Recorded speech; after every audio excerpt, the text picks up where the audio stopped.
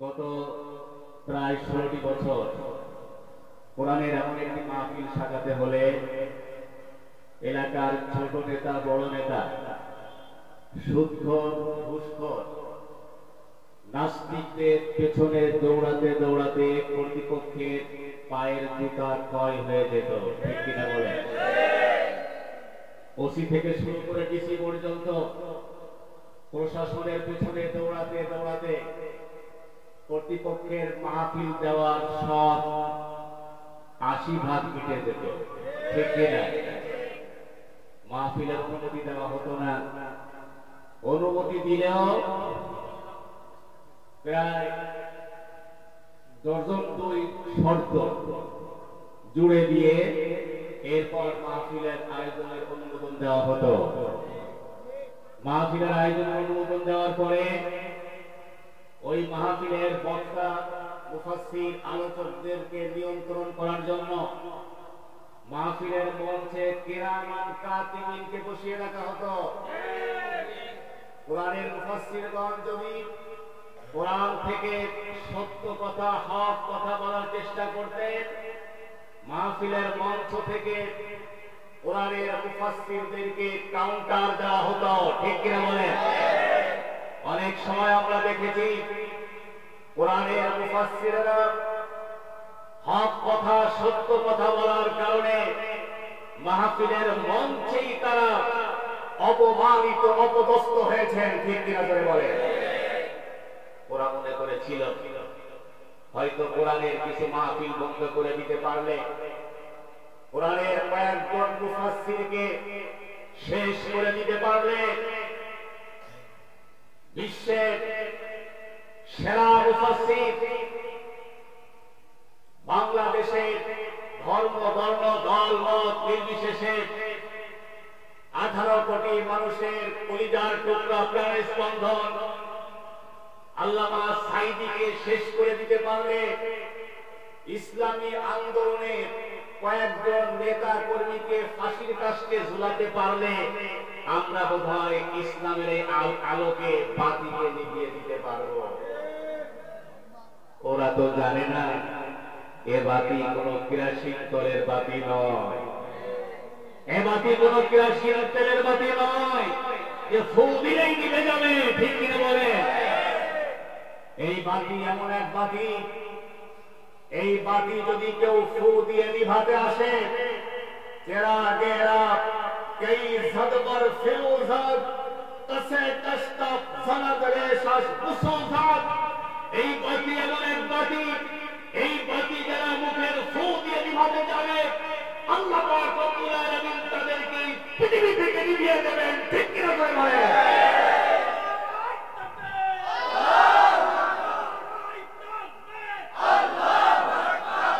সম্মানিত হাজির, আল্লাহ পাক রব্বুল আলামিন নিভিয়ে দিয়েছেন নমরুদকে, নিভিয়ে দিয়েছেন ফিরাউনকে, আল্লাহ পাক রব্বুল আলামিন নিভিয়ে দিয়েছেন আবু জাহেল, আবু লাহাব, উতবা, শাইবাকে।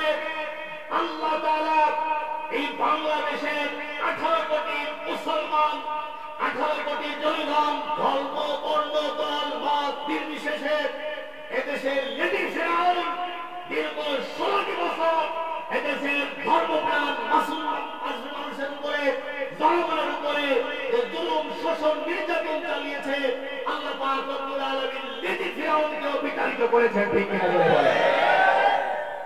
সম্মানিত হাজির, যেই মহান মনিব আপনার আমার জন্য সুন্দর ব্যবস্থা করে দিলেন, আমাদের জন্য মাহফিল শোনা, মাহফিল করার এত সুন্দর পরিবেশ করে দিলেন, সেই মহান মনিবের দরবারে অন্তরের অন্তঃস্থল থেকে সবটুকু আবেগ উজাড় করে মহব্বতের সাথে সংস্কারে আমরা বলছি আলহামদুলিল্লাহ। আরো জোরে বলি আলহামদুলিল্লাহ। রব্বানা ওয়া লাকাল হামদ। সবাই বলুন রব্বানা ওয়া লাকাল হামদ হামদান কাসীরান طيبا مباركا فيه। দুরূদ ও সালাম পেশ করছি মানবতার মুক্তির দিশারি বিশ্ব নবী, বিশ্ব নেতা মুহাম্মদুর রাসূলুল্লাহ সাল্লাল্লাহু আলাইহি ওয়াসাল্লাম। সকলে বলুন সাল্লাল্লাহু আলাইহি ওয়াসাল্লাম। বিশ্বনবী সাল্লাল্লাহু আলাইহি ওয়াসাল্লামের উপরে পঠিত যত দুরূদ আছে তার মধ্যে সবথেকে সংক্ষিপ্ত ছোট দুরূদ হচ্ছে সাল্লাল্লাহু আলাইহি ওয়াসাল্লাম। সম্মানিত হাজিরিন, আমি আপনাদের সামনে নির্দিষ্ট সময়ের মধ্যে কিছু আলোচনা করতে চাই। সম্মানিত হাজিরিন, আমি আপনাদের সামনে যে আয়াতটি তেলাওয়াত করেছি, আয়াতটি হচ্ছে সূরাতুল আরাফ, এই সূরার 96 নম্বর আয়াত। আমি যে বিষয়টি আপনাদের সামনে উপস্থাপন করতে চাচ্ছি, যে বিষয় আলোচনা করতে চাচ্ছি, আলোচ্য বিষয় হচ্ছে জীবনে বরকত লাভের উপর। আলোচ্য বিষয় কি? সবাই বলুন, আলোচ্য বিষয় কি? জীবনে বরকত লাভের উপর। আমরা এই পৃথিবীতে এসেছি, আমরা প্রতিনিয়ত আল্লাহ পাক রব্বুল আলামিনের দেওয়া রিজিক আমরা গ্রহণ করছি, ঠিক কিনা বলুন? আল্লাহ তাআলা আমাদেরকে যে বাঁচিয়ে রেখেছেন, প্রতি মুহূর্তে আমরা যে অক্সিজেন গ্রহণ করছি, আল্লাহর দেওয়া আলো বাতাস এগুলো গ্রহণ করছি। আল্লাহ তাআলা আমাদেরকে যে হায়াত দিয়েছেন, এই হায়াত কি নির্দিষ্ট নাকি অনির্দিষ্ট? নির্দিষ্ট, নির্ধারিত হায়াত নিয়ে আল্লাহ পাক রব্বুল আলামিন আমাদেরকে পাঠিয়েছেন, ঠিক কিনা বলুন? এই স্বল্প হায়াতে যদি আল্লাহর পক্ষ থেকে আমরা বারাকা লাভ করতে পারি, তাহলে হায়াত কম হলেও আমরা এই অল্প হায়াতে অল্প সময়ে অনেক অনেক কিছু করতে পারবো। ঠিক তেমনি ভাবে আল্লাহ পাক রব্বুল আলামিন আমাদেরকে যে সম্পদ দিয়েছেন,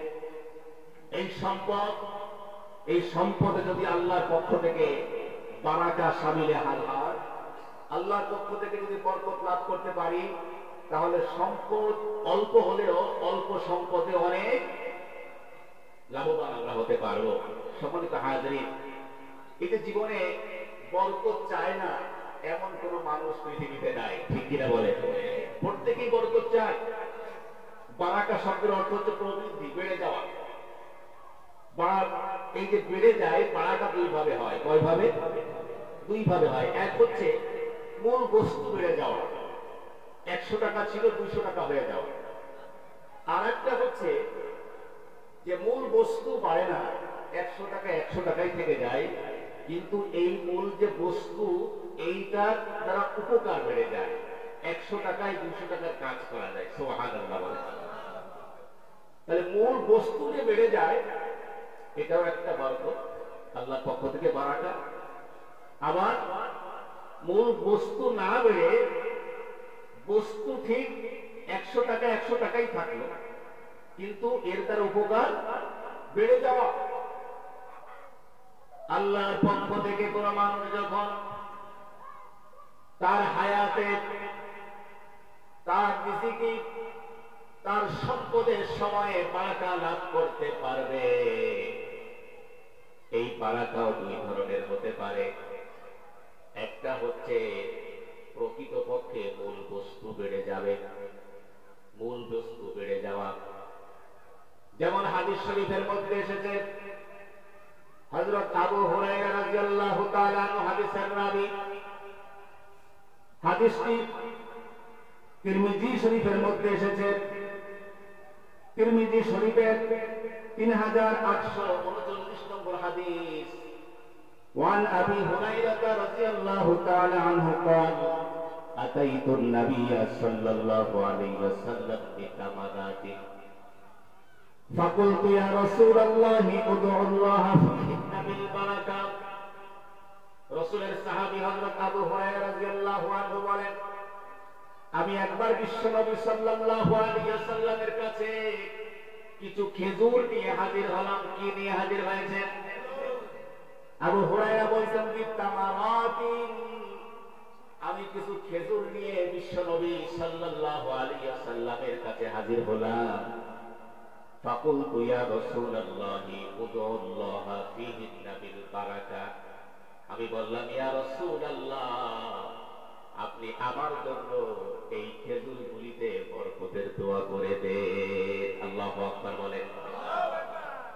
আবু হুরায়রা বলছেন, আমি বললাম, ইয়া রাসূলুল্লাহ, এই যে সামান্য কিছু খেজুর, এই খেজুরগুলিতে আপনি আমার জন্য বরকতের দোয়া করে দেন। আল্লাহু আকবার। আবু হুরায়রা জানতেন খেজুর পরিমাণে কম হতে পারে, কিন্তু এই খেজুরে যদি আল্লাহর পক্ষ থেকে বরকত এসে যায়, তাহলে খেজুরের পরিমাণ কম হলেও এই অল্প খেজুর দিয়ে আমি আমার জীবনে অনেক উপকৃত হতে পারবো। আবু হুরায়রা রাদিয়াল্লাহু আনহু বলেন, আমি যখন বিশ্বনবী সাল্লাল্লাহু আলাইহি ওয়াসাল্লামের কাছে খেজুরগুলি নিয়ে হাজির হলাম, ফাযাম্মাহুন্না সুম্মা দাআলি ফীহিন্না বিল বারাকা, আমি খেজুরগুলো নিয়ে বিশ্বনবীর হাতে দিলে নবীজি সাল্লাল্লাহু আলাইহি ওয়াসাল্লাম খেজুরগুলোকে একত্রিত করলেন। সুবহানাল্লাহ। একত্রিত করে ফাদাআ ফীহিন্না বিল বারাকা, এরপরে ওই খেজুরগুলির মধ্যে আমার জন্য বরকতের দোয়া করে দিলেন। সুবহানাল্লাহ বলেন।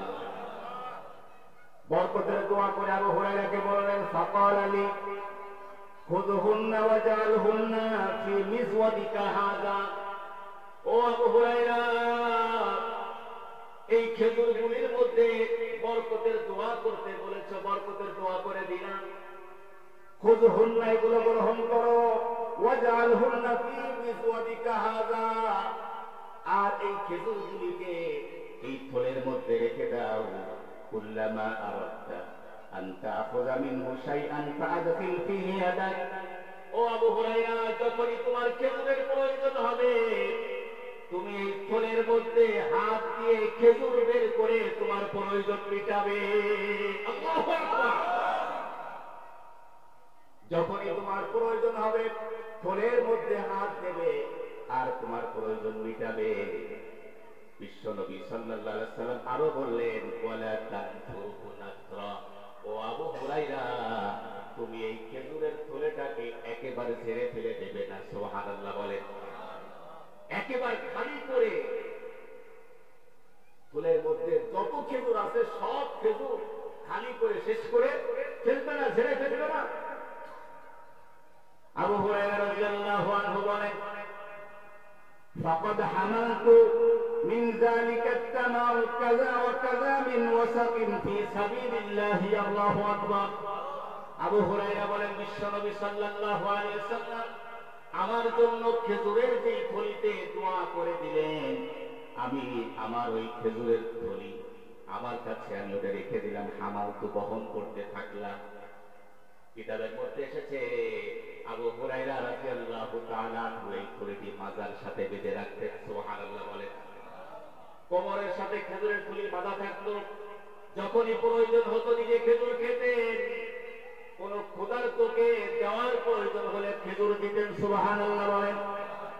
আবু হুরায়রা বলেন, ফাকাদ হামালতু মিন যালিকা আত-তামার কাযা ওয়া কাযা মিন ওয়াসাকিন ফি সাবিলিল্লাহি ফাকুন্না নাকুলু মিনহু ওয়া নুতাইমুহু। আবু হুরায়রা বলেন, বিশ্বনবী সাল্লাল্লাহু আলাইহি ওয়াসাল্লামের দোয়া করে দেওয়া এই খেজুর থেকে আমি নিজে খেয়েছি, মানুষকে দিয়েছি। খেজুর খেয়েছি, মানুষকে দিয়েছি, বিলু করেছি, অনাহারীদেরকে দিয়েছি। এভাবে দিতে দিতে দিতে দিতে ওয়াসাকের পরে ওয়াসাক, মনকে মন খেজুর, মনকে মন খেজুর নিজে খেয়েছি। এভাবে মানুষের মধ্যে বিলু করেছি, আমার ওই খেজুরের থলি থেকে খেজুর শেষ হয়নি। আল্লাহু আকবার। আবু হুরায়রা বলেন, وكان لا يفارق حقوي حتى كان يوم قتل عثمان। আবু হুরায়রা বলেন, বিশ্বনবী সাল্লাল্লাহু আলাইহি ওয়াসাল্লামের দোয়া করে দেওয়া এই খেজুরের থলি আমার কোমরের সঙ্গে বাঁধা থাকতো। এভাবে করে এই থলি থেকে আমি নিজে খেজুর খেয়েছি, মানুষকে বিলু করেছি। বিলু করতে করতে বিশ্বনবী সাল্লাল্লাহু আলাইহি ওয়াসাল্লামের যুগ অতিক্রান্ত হয়ে গেছে। সুবহানাল্লাহ। হযরত আবু বকর সিদ্দিক রাদিয়াল্লাহু তাআলা আনহুর সময় চলে গেছে, হযরত ওমর ফারুক রাদিয়াল্লাহু তাআলা আনহুর যুগ অতিক্রম করে গেছে। আল্লাহু আকবার। কিন্তু খেজুর শেষ হয় না। আল্লাহু আকবার। বিশ্বনবী সাল্লাল্লাহু আলাইহি ওয়াসাল্লামের যেই খিলাফত কাল এটা শেষ, হযরত আবু বকর রাদিয়াল্লাহু আনহু এর খিলাফত কাল শেষ, হযরত ওমর ফারুক রাদিয়াল্লাহু তাআলা আনহু এর খিলাফতের সময়সীমা শেষ, কিন্তু থলি থেকে খেজুর শেষ হয়নি। আল্লাহু আকবার। হযরত আবু হুরায়রা বলছেন যে হাত্তা কানা ইয়াউম ইলা উসমান ফাইন্নাহু ইনকাতা, যেদিন হযরত উসমান রাদিয়াল্লাহু তাআলা আনহুকে হত্যা করা হয়েছিল সেই দিন আমার কোমর থেকে খেজুরের ফুলটি হারিয়ে গেল। সেই দিন থেকে আমি বিশ্বনবী সাল্লাল্লাহু আলাইহি ওয়াসাল্লামের ওই বরকতি